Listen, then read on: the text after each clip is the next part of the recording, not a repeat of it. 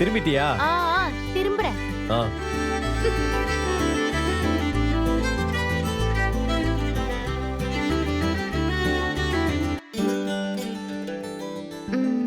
எங்க கரெக்டா 3 முடிச்சு போடுங்க.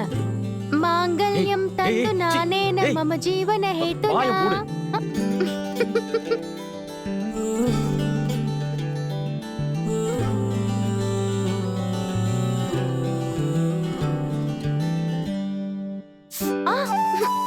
அவ்வளவு டைட்டா வேணாம், கொஞ்சம் லூசா விடுங்க.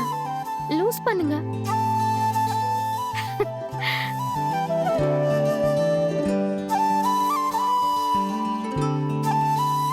இது ஓகேவா?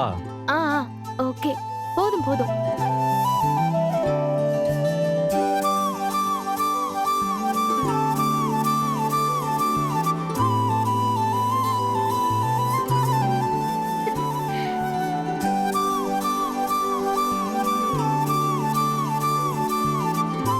இங்க பாரு, நீ சொன்னதை செஞ்சுட்ட. தேவையில்லாம அம்மா கிட்ட போய் கண்டதை உளறி வைக்காத. கதவை திறந்து நீங்க பாத்துட்டீங்கன்னு நான் சொல்ல மாட்டேன். ஆனா என்னோட பிளவுஸுக்கு முடிச்சு போட்டு விட்டீங்கன்னு நான் சொல்லுவேன். ஓகேவா?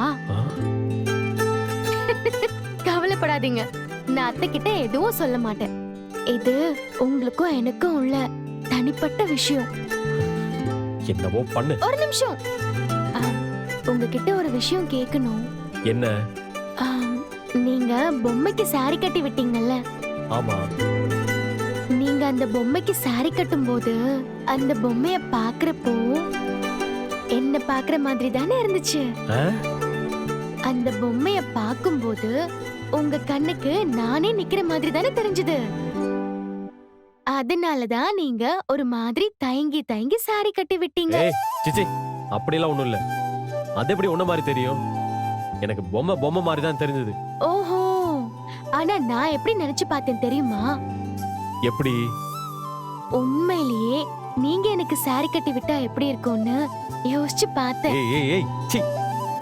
என்ன அழகா அப்படியே நிக்க வச்சு முந்தானை எடுத்து அப்படியே மேல போட்டு விட்டு உங்க கையால என் புடவையை எடுத்து அப்படியே விசிறி மாதிரி பிளேட் வச்சு அப்படியே இடுப்புல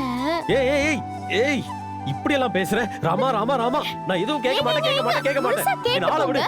நான் எதுவும் கேட்க மாட்டேன்.